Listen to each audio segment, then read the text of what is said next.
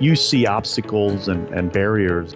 And until I build that bridge with you to the side of the river I was on, it's just not going to happen. I'm going to scream all day and just until I meet you where you are and help build that bridge, it's just not going to happen.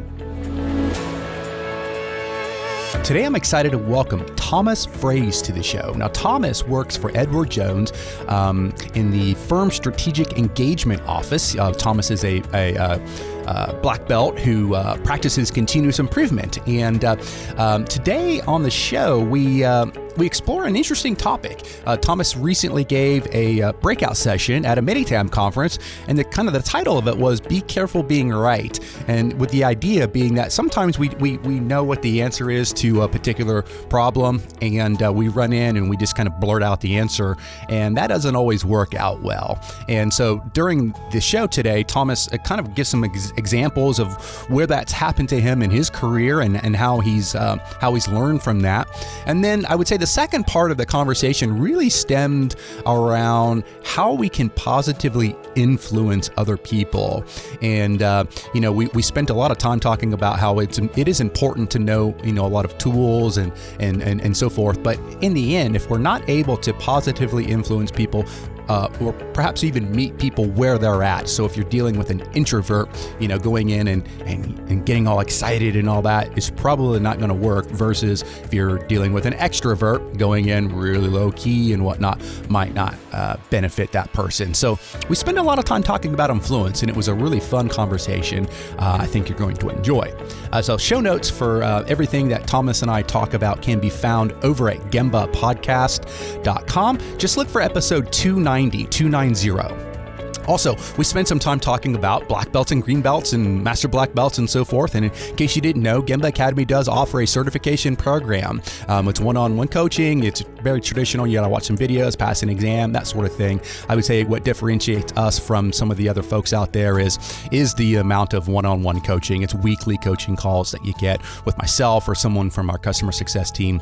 And we're really proud of that. So if you want to learn more about that, just go over to gembaacademy.com and everything you'll need is there. And if you want to take us for a quick spin, you can sign up for a free 3-day trial as well. Okay, enough from me. Let's get to the show.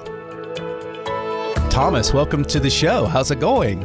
It's going well. Thank you. Appreciate your time. All right. Yeah. Well, thanks for coming on. Folks that are listening don't know this, but I'll go ahead and just be fully transparent. We tried this interview, a few weeks ago, or was it maybe a month or so ago? I don't know how long it was.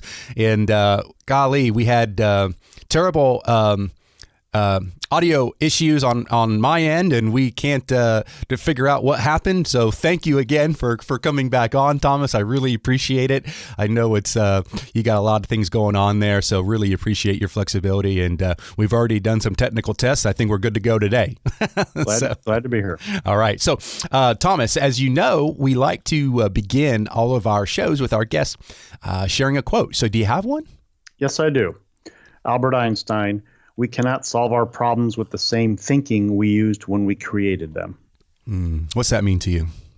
Well, it's burned me a couple times at the home front here, but normally as a Six Sigma black belt, when I'm parachuting into a situation, looking at just the symptoms and the problems and separating those and just trying to understand what the process needs to do more of or less of, having somebody with a fresh pair of eyes to come in and advise and consult and listen and learn and influence, that quote just really resonates with me. Yeah, it's a good one. Okay, Thomas, before we jump into the main topic, why don't you tell us a little bit about yourself? Tell us about your background, how you first got introduced to continuous improvement, and then what you're up to these days. So thank you. Undergraduate degree in accounting. So I was going down financial and accounting route, but then I was asked to support a black belt back in almost 2001, and it just resonated with me in terms of the organized problem-solving process. So I got the green belt training, then I went to become a black belt, and I haven't looked back. I really like looking at the problems. Accountants come in after the war and bayonet the wounded. No offense to accountants out there, but it's looking at what happened. And once I started feeling comfortable and competent and confident to work with people on the front end of our processes to help impact the financial statements. It really just felt right for me.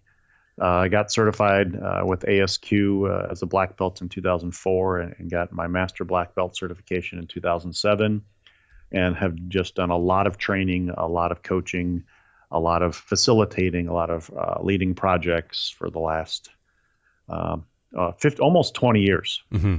Mm-hmm. Good. And so what are you up to these days, Thomas?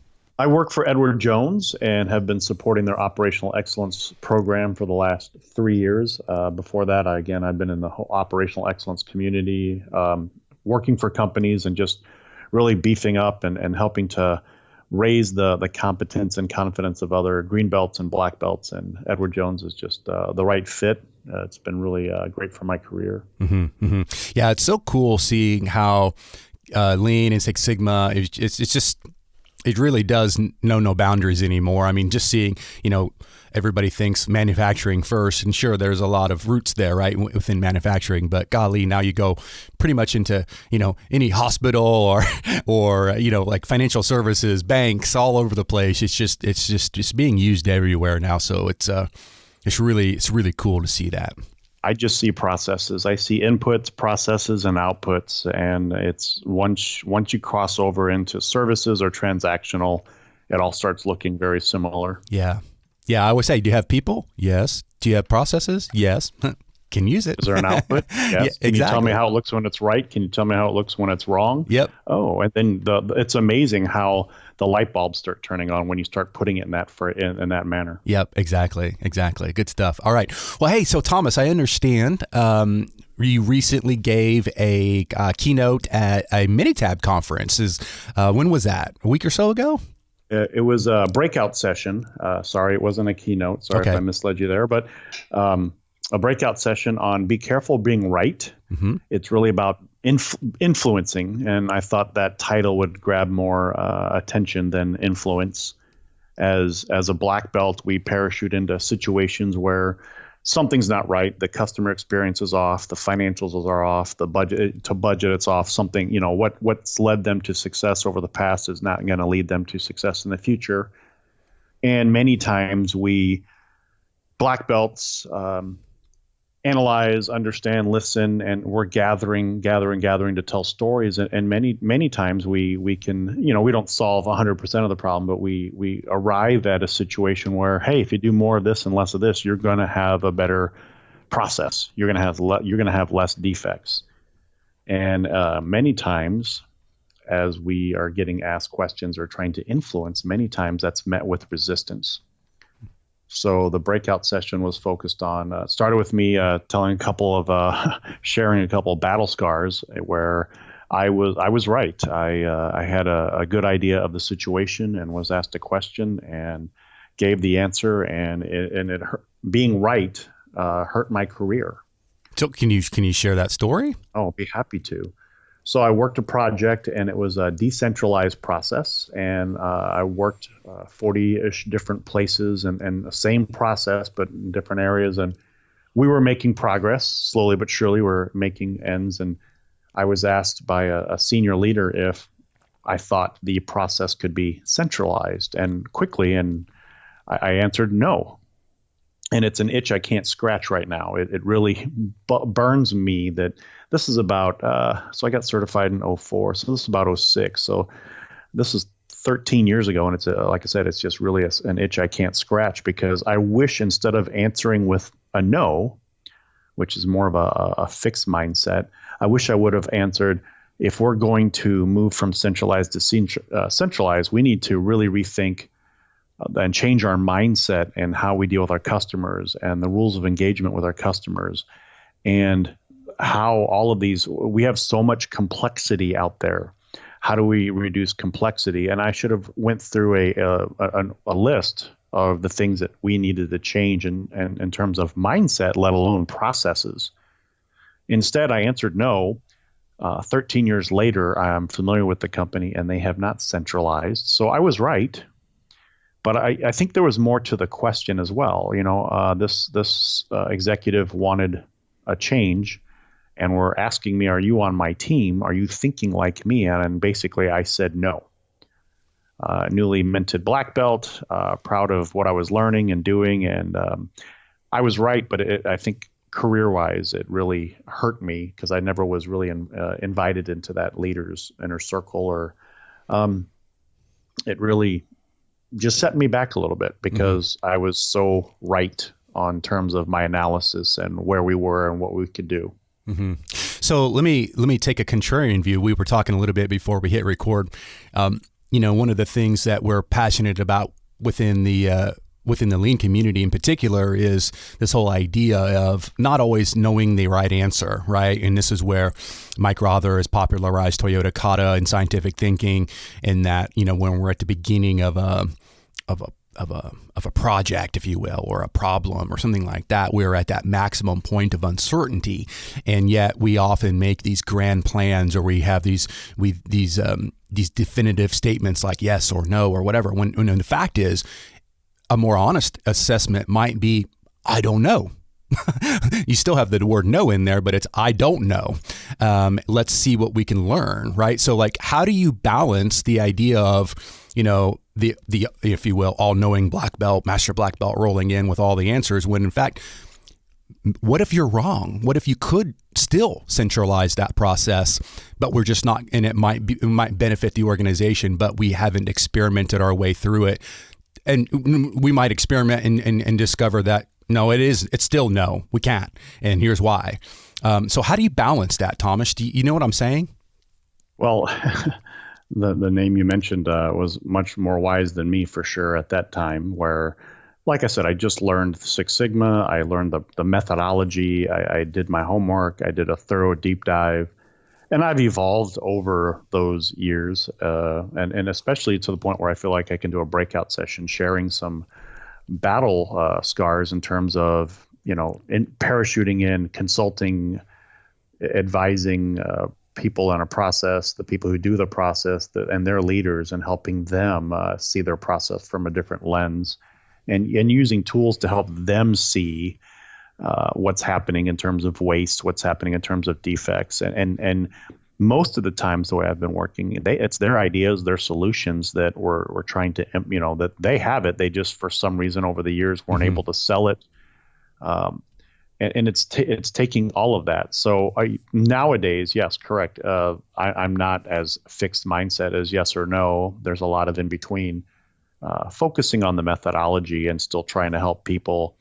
We're not trying to solve 100%. We know we're not going to get 100%. Continuous improvement, yes. But let's take the small steps. Let's get rid of the easy stuff. Let's take the low-hanging fruit. And over the years, I've had an easier time influencing because I haven't been focused on being right. I've been focusing on helping others and building their capabilities through the lens of something that they weren't even exposed to in their education or experience. And here's a methodology that can help. And most of the times I don't walk away with an itch I can't scratch. I've been having a lot more success, but in terms of coming in and being right, that can set you back. And like I said, the be careful being right was a way to, yes, it's all about influence and persuasion. And I just felt like I was trying to be right, and it really hurt, and I've learned a lot from it. Yeah. So what's a better approach then? How have you evolved your approach then? You've mentioned the word influence several times. So, a fixed mindset versus a growth mindset. Obviously, these are all really popular kind of like within the kind of social psychology scene kind of thing like that. So talk about like dealing with people. Like how have you evolved your approach when you might have some good ideas worth exploring, but you don't want to jam it down people's throats and be annoying, right? So what I've evolved to is when I started off the breakout session, I asked how many people were in sales, and at the Minitab conference, nobody raised their hands, which I knew was probably going to happen. And where I've evolved is I'm in sales. I'm selling. I have a brand, and I'm selling my brand. And once that clicked, and I can't remember when that clicked with me, it really helped me say, what am I here to do? What am I here to help?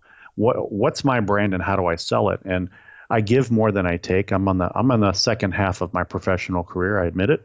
and I've learned a lot. And I have a lot to offer when I look at processes, and I can help others see their process through this unique methodology, this lens of continuous improvement. And when I've kind of started focusing on what am I selling, what is my brand, like I said, I give more than I take. And if I look at my strength finders from the Gallup assessment, my strength finders are relator, communicator, analytical, and strategic, and then it all's wrapped up in self-assured. So it's interesting. Relator, communicator, which is the right brain, and analytical and strategic, the left brain. And I can't think of a better combination of working with people and processes to help them better get results, get what the business needs or what their customer needs. So taking the strength finders, taking my brand and selling it, it's been helpful. It's been a lot more helpful than me just coming in with this set of tools and a tool belt saying, okay, here's what we're going to do. Step back, and I use a lot more psychology, more so than the statistics. I've been using the statistics. I got I got the methodology down, where the tool set of all these tools has become a skill set, which has evolved to a mindset. So now I'm moving away from just the pure methodology to where I'm now selling my brand, meeting these people, and really understanding what motivates them, what demotivates them.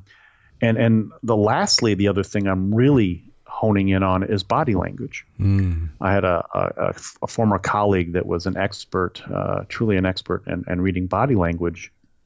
And he opened my eyes to a world that I just hadn't explored. And at the age of 39 was a pivotal moment in my career that just set me back going, wow, do I really understand some of the fundamentals of communication? Give me an example. Is that like neuro-linguistic programming, like NLP type stuff? Or what are you talking about with body language? Like their eyes, their arms are crossed, or what are you talking about? Looking for patterns. So we were in a meeting, and it was two companies that were not merging, but we were working together, and this colleague of mine happened to be staying at the same hotel, and I had met. He was with the other company, and he asked me what I thought of the meeting, and I said, wow, the egos were just on fire. And he looked at me and said, really? I saw insecurity. And I didn't know what he meant. And he said, I saw insecurities. All those egos you saw were the projections, were the walls they built around their insecurities, so you wouldn't see that they either didn't know what they were doing or were worried or concerned. And it really just, here I am, 39 years old. I think I'm doing pretty well in life and in my career. And I'm like, wow, I don't understand the fundamental difference between an ego and an insecurity. And I started digging in and exploring more about just that simple concept, but digging and expanding more just about how, if you're trying to influence and sell, if you know what to look for, there's subtleties that people will give you that, like, they're not buying it. And if you know what to look for without overanalyzing or profiling, you might want to adjust your sales pitch. You might want to tap on the brakes. You might want to start asking more questions instead of telling and talking. And it really just opened up my career in terms of when I'm talking, influencing, when I'm facilitating or training, and I'm reading the body language of, do they need a break? Did I lose them in a concept? Just looking at, are they with me, or am I too far ahead? It's really been a huge benefit to really stop. And if you're paying attention to body language, you're probably not talking either. You're probably listening more. And that's been those has been some biggies. In my career. So I want to circle back to the whole idea of selling continuous improvement. Within a traditional sales, and like a salesperson listening to this, the best salespeople know that the way to sell anything, whether it's a car or a subscription to Gemba Academy or Edward Jones, such and such portfolio advice, it's to really stress benefits over features, right? So like in Gemba Academy's case, a feature is we have 1,000 videos. That's a feature. Nobody really cares, right? But a benefit is that you could train, people in consistent way with low cost, blah, blah, blah. So we want to stress benefits. So like, how do you tie that in to your sales approach? Like, what are the benefits and what are some of the features that we have to be careful of to not press features when, again, people in the end don't really care. They want to know about benefits. How do you work that? So if I look at the DISC assessment, DISC, there's the dominant, the influential, the steadfast, and the conscientious. And if I'm quickly assessing who my audience is, whether it's a one person or a group, I'm trying to look at the dominant people are concerned about time. The influential people want to be heard. The steadfast people, they like to be liked, and the conscientious people like to be accurate.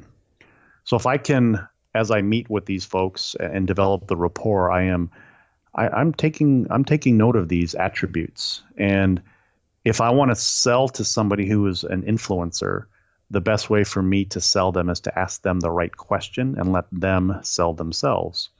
If I'm talking to somebody who's conscientious, I want to give them details. I want to give them data. They like that. If I'm talking to somebody who's steadfast, I'm not going to get right to business. I might see some pictures in the cubicle or an office and talk about, oh, you've been whitewater rafting. Where was that? And get into some of their personal, build that small talk. And somebody who's, dominant, it's all about time. So how do I get it quick and minimize my time with them to get them the information they want? I'm not saying that I'm an expert at it, but it's easier to influence. If I look at somebody who's an introvert, a thinker, and a fixed mindset, the conversation I have with them is very different than somebody who's an extrovert, a growth mindset, and a feeler. And those are things that as I'm moving away, the tool set's there. I know what the tools, the methodology is when I'm working projects, but I'm also taking in some of those attributes as to how do they take in information and how do they make decisions. And if I understand those better, and not that I'm always right, but I'm paying attention to those, I do subtly switch some of my tactics in terms of, am I showing a lot of data? Am I showing pictures? Introverts, I try to make it quick because I know sometimes just being in that conversation is just, sucking the energy from them. Or an extrovert, that conversation is giving them energy. So how do, in terms of selling and sales, I'm really trying to, explore some of those, really getting to know the people. So then as we converse, I'm using methods that plays to what they like or dislike, or to what motivates them or demotivates them. Yeah. In a way, I mean, a lot of critics of this approach of selling is, you're manipulating, or it's just NLP, Tony Robbins has popularized it, talking the way the other person talks, or if their arms are crossed, you cross your arms. If their arms are on the desk, you put your arms on a desk and match them and mirror them. And some people, I suppose it can be used in a manipulative, bad way, right? But I think when you're using it with the right intention, I think it's a respectful way of communicating, like to your point, if you're talking to someone who's super, soft spoken or something, like throwing up in their face and that's just, like you said, it's just going to freak them out. And you're not going to help that person. Right.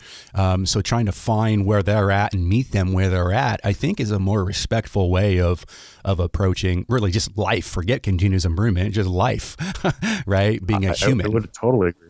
Yes. Usually when I show up in a process, something's not going well. And what they've been doing isn't working, and they've tried other approaches, and they might have got some short-term gains. But if I'm there, something's going poorly. And my whole goal is to help them. I don't want to make them work harder. I want to help them just look at their process from a different lens. Again, we come from different backgrounds. I got an accounting background, so I got the numbers. I've been doing operational excellence for 20 years. And I just see it.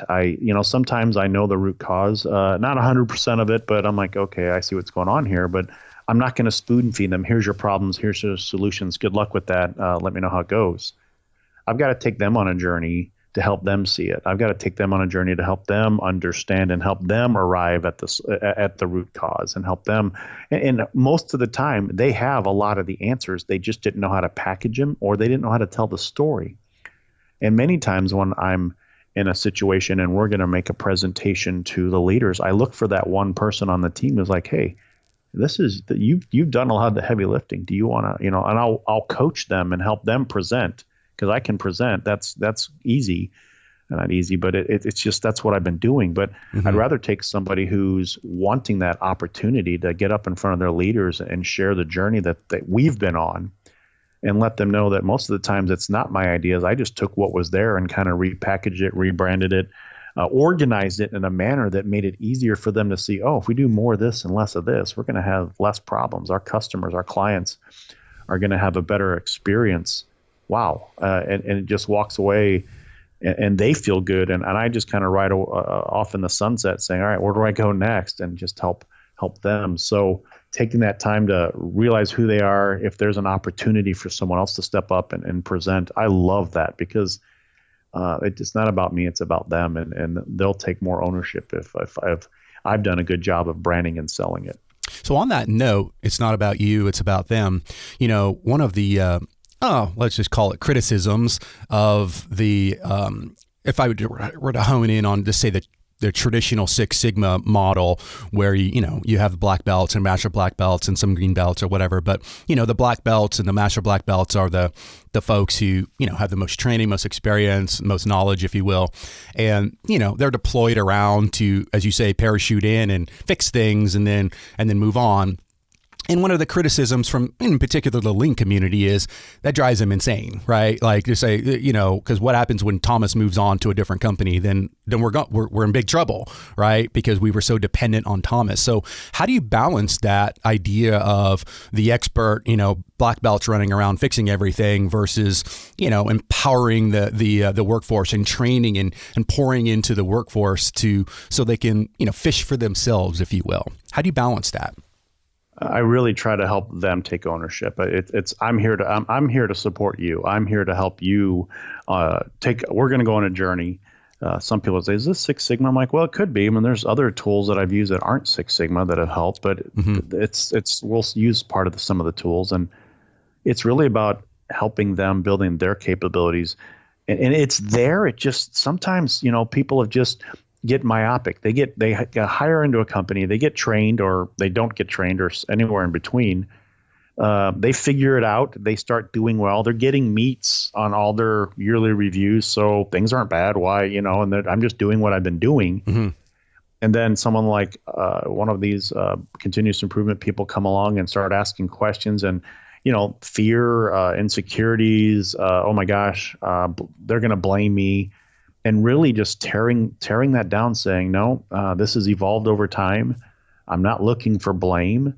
I'm actually hoping that when we're done, maybe you have better metrics for your yearly review that actually means something, because many of the times I meet with people and their yearly reviews are very generic, very vague. And, helping them see the value of what they do. A lot of people aren't told this is why this is important. And if you do this, and it takes longer than we need, here's the impact. And no one told me. No one told me. And a lot of times when I walk, as we're implementing solutions or we're brainstorming, people are like, we can do this. We can do this. They've built walls around them that don't exist. And it wasn't, anybody's fault. It's just over time, things just kind of settle in, and this is comfortable. I feel empowered because I have this power and this tribal knowledge. And if nobody else knows, they can't let me go. And helping people let go with that, of saying, well, if you get hit by a bus tomorrow, what happens? Or this is freedom, actually. It's freeing to you to not have to hold this and feel like it's all on you.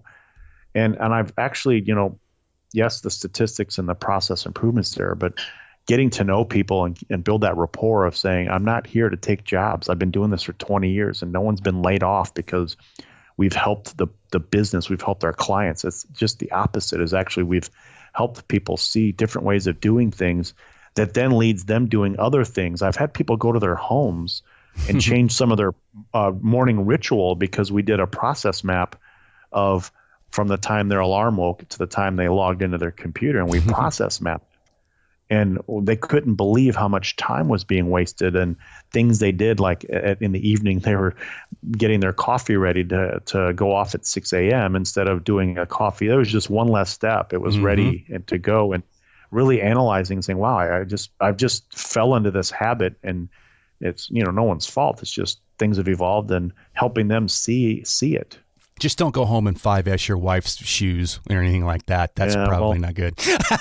Sometimes the cobbler's kids don't have the best shoes, right? Oh, good stuff. Good stuff. Oh, this has been really fun, Thomas. I really appreciate where this conversation, started with kind of being right to just a really good conversation on how to help people, how to influence people. Because in the end, as you've mentioned multiple times, the tools and things are super important, and we need to know them. But in the end, if we can't deal and positively impact and influence people, all the tools, all the regression, all the t-tests in the world aren't going to really matter, right? We have to be able to meet people where they're at and help them. I would agree so much. And somebody gave me an analogy once that said, hey, if Ron, you're on the other side of the river, and I'm on this side of the river, and I can scream to you all day long to come to this side of the river, it's better.